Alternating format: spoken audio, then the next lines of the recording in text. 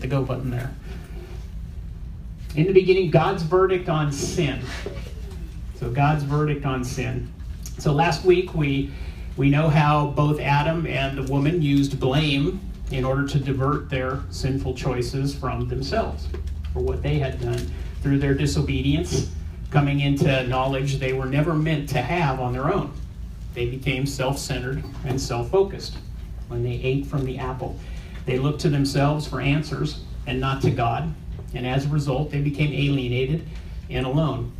They were now separate from each other and ashamed. They have this kind of concept that, what they were doing must be right, and we kind of carry on that same concept, but what we think is right because it feels right in our hearts. So clearly there must be something that has caused me to do wrong, for surely my heart is right. And that's kind of the essence of blame. We have the right answer, but something else has done this that's caused me to do this, and we cast blame. So having patiently listened to Adam and the woman give their replies to his questions, God is now ready to render his verdict on what's transpired. God had given a command not to eat from the tree of knowledge of good and evil, yet when tempted by another voice, both the woman and Adam ate. They exhibited some kind of change in their thinking, where they trusted in their own judgment and not in God's command. So something had changed in them slightly. Excuse me. It's this idea of change that we're going to be talking about and exploring in a little more depth today, particularly change as it relates to ourselves as well as to God. So what does it mean to change? And can we assume that if we change, does this mean that God changes in a very similar way? So we're finite humans. God is infinite. We exist, we live, and have our being in this time-bound reality. We experience the passing of time. Yesterday is not the same as today, and will be entirely different from what's going to come tomorrow. The passage of time is a change that we experience without really even thinking that much about it. And moments move along. We're born. We continue to grow older. Through the aging process, our bodies change. We go to school, we learn, and by learning, our minds develop. And so our minds change. We grow in knowledge. We get married, start a family, change jobs. You can see that we have lives that are pretty full of change, as many of you may have experienced at one time or another. Sometimes more than others, more change. So even our emotions change. People who wear their hearts on their sleeves, you can easily see what's going on in their range of emotions depending on what's happening in their lives. Kind of like a roller coaster all over the place. Those of us that are a little more stoic, we don't tend to show much emotion, at least outwardly, of what's going on the inside. But our emotions are changing. They're in flux. Our feelings are moving around all the time. What's going on inside of us? We don't think about it much because this change just happens to us all the time. It just becomes part of our life. We deal with it. When we experience change, though, we also experience loss. Even if we have gained something, at the same time, we've lost something. If we get married, we've gained a life partner, but at the same time, we've lost a little bit of our total independence. We're not quite as independent as we were. When a spouse dies, there is a loss at their passing because we have changed from being married to becoming single. Regardless of the change, something is lost. Something is correspondingly lost in and through that change. Jesus says if you want to save your life, change to a better life, you will have to lose your old life. Change involves loss, and this will be God's judgment on the serpent, Adam, and the woman. The punishment of death, or to die for that disobedience, seems more fitting to be viewed as a change taking place in the lives of Adam, the woman, and ultimately the serpent too, but mostly Adam and the woman because of their disobedience. So there's a change that's going to come into their life. There's going to be something that's related to a death, this loss, something that's different. And often we focus on the punishment of these verses related to Adam and the woman, but in addition, we need to keep in mind if God is doing something different through this time. Is he behaving differently than he might otherwise do? Did he change in his interaction with his creation and the created beings, or was it the creation, including Adam and Eve and the serpent, that actually did the changing? And if they changed, which it seems likely based on kind of our common experience of change, what did this mean for them going forward? That gets us to the big idea for today, is sin changed everything, yet it did not change God's love for his people. But sin changed everything. We read in Genesis 3:14, kind of where God starts this dialogue. So the Lord God said to the serpent, because you have done this, you are cursed more than all cattle, and more than every beast of the field. On your belly you shall go, and you shall eat dust all the days of your life. So we see in this verse 14 here, as well as in the rest of this dialogue that God has with Adam and Eve and the serpent, he doesn't seem to express any kind of displeasure towards the three of them. He's not expressing any kind of emotion, so to speak. God expresses that he was sorry for making man later on in Genesis 6. It's kind of an expression of remorse. But in this monologue, we don't see these words at all. God is carrying out his justice. A crime has been committed, and now there's a justice that has to be rendered. And justice is an attribute of God. It is who he is. He is love, mercy, justice, faithfulness. He's not just any one of those. He is all of those in their perfection. Paul says in 2 Timothy, if we are faithless, he remains faithful, for he cannot deny himself. God can't deny his faithfulness. He can't deny any of his attributes. That's just who he is. It's a part of him. Well, it is who he is. But we can change in our faithfulness, but God will not. He will remain faithful because he's unchanging. He's immutable.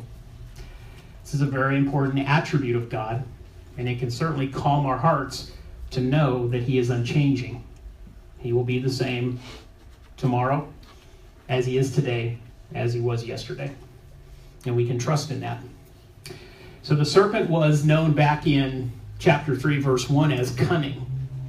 He was crafty, smart, perhaps even respected as something that could be a conveyor of truth or knowledge.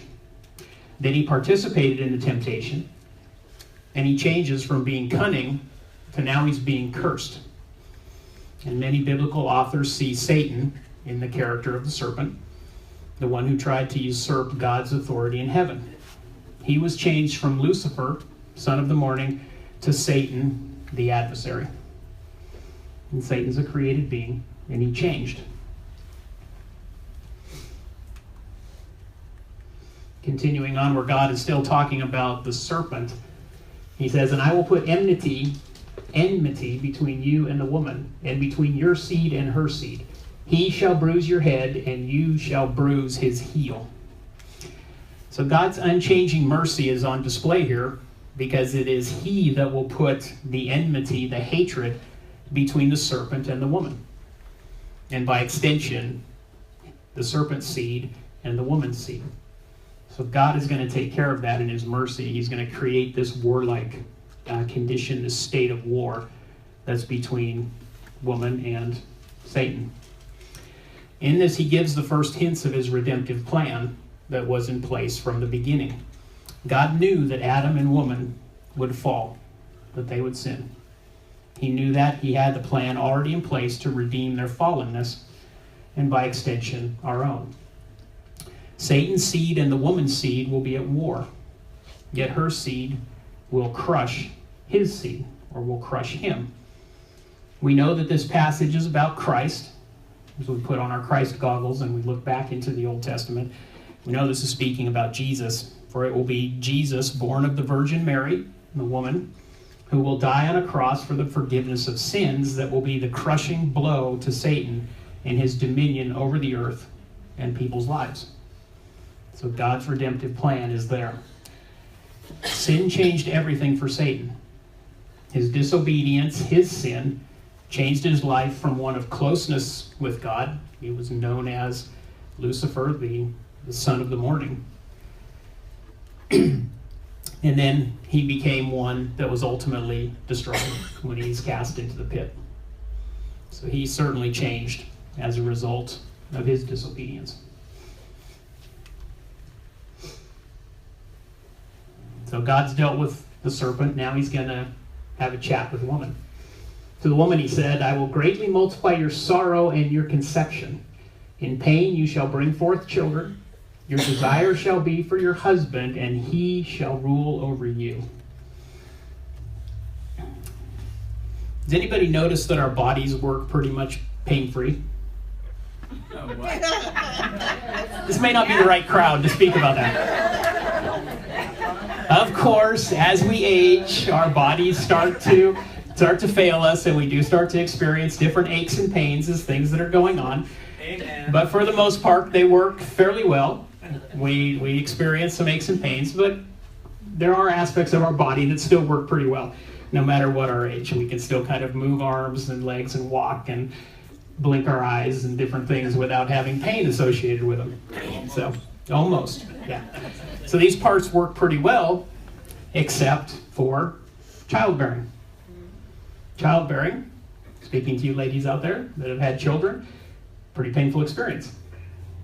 At least it was painful for me. I was just sitting there watching Lori do that. So. Kind of a funny story. I was looking at the monitor as it's going up, and I'm like, man, babe, that's going to be a bad one. She's like, I know. So Josh, don't ever say that to your wife. Not while you're holding her hand. Yeah. So. It doesn't pay to speak when she's in. No, doesn't at all. So. But kind of thinking about that, one would think that since women are the ones that were designed by God to bear children, that this event would be pretty normal and it would be pain-free. There wouldn't be something that God would make that would endure pain. So God made this change in woman as a sorrowful reminder. As a reminder that the person designed to bring children in life, into the life, enjoying them into eternity, was now bringing them in, not to life, but ultimately to death. And the sorrow that would be experienced at that point.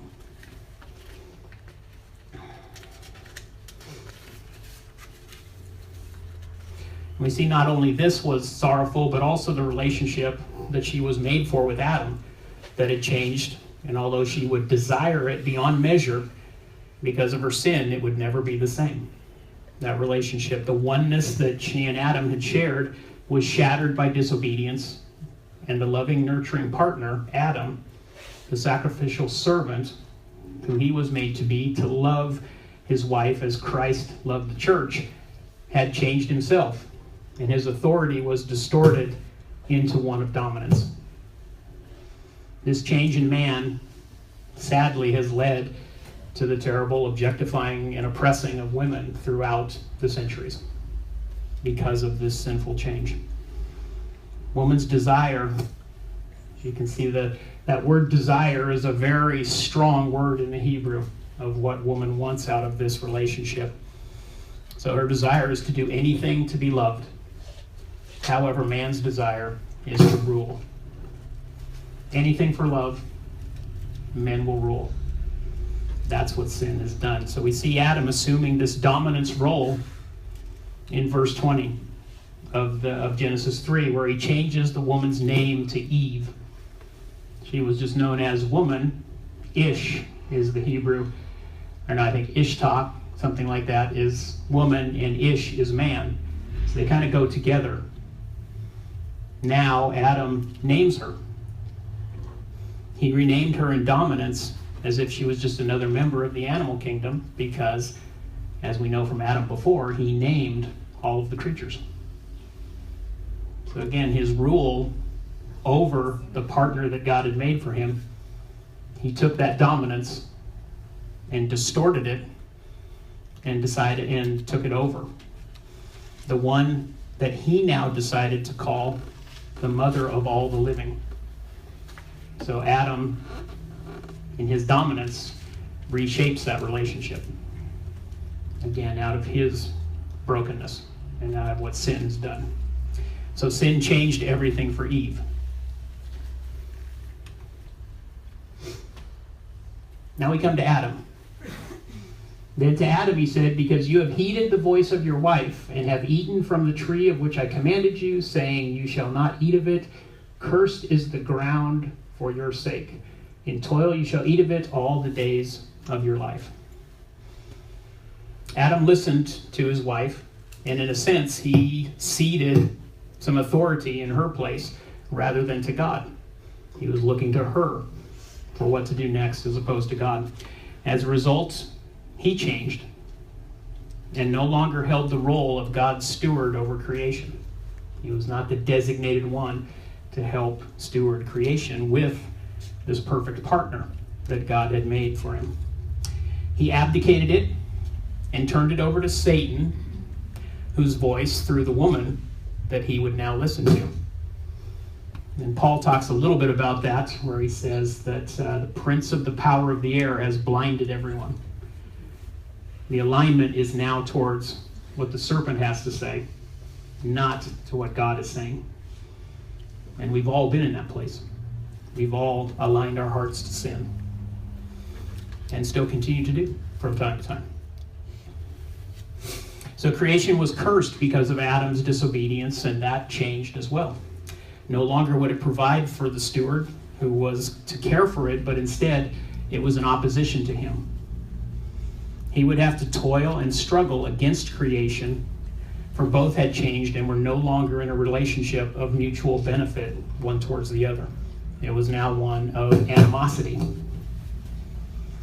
God would still be the provider and sustainer of Adam's independent heart, but now that independent heart would selfishly toil alone to achieve what God had previously provided in abundance.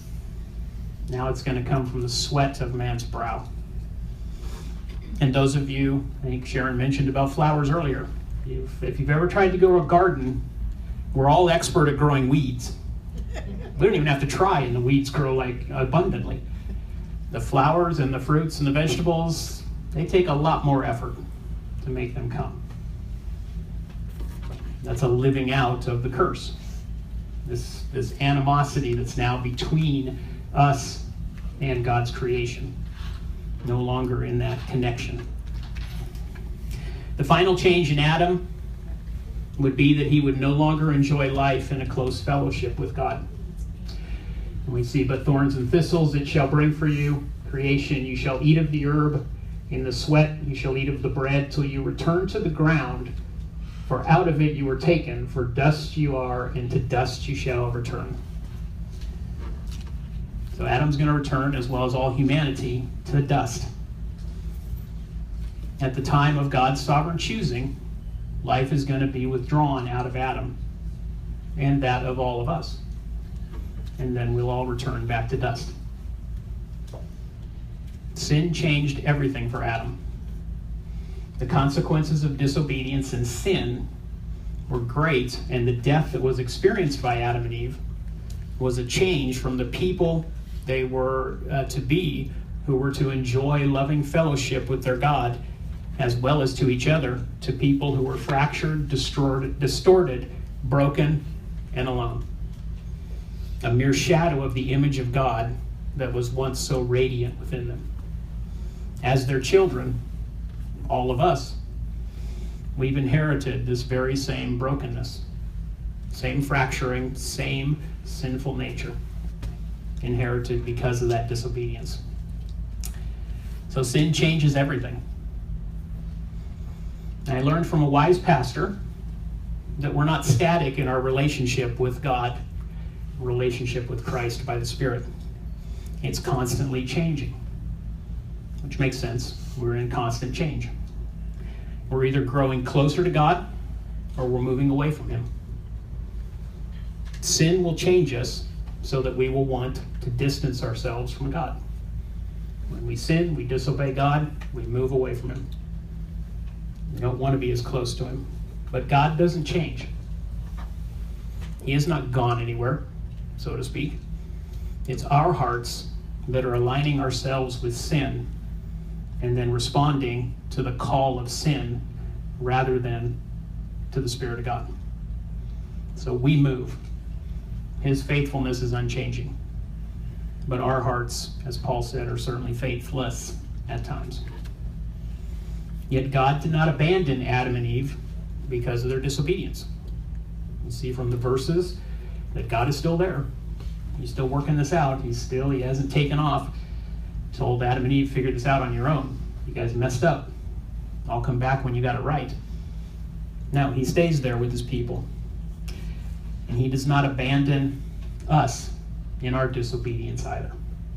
When we sin, God is right there with us, working through the sin.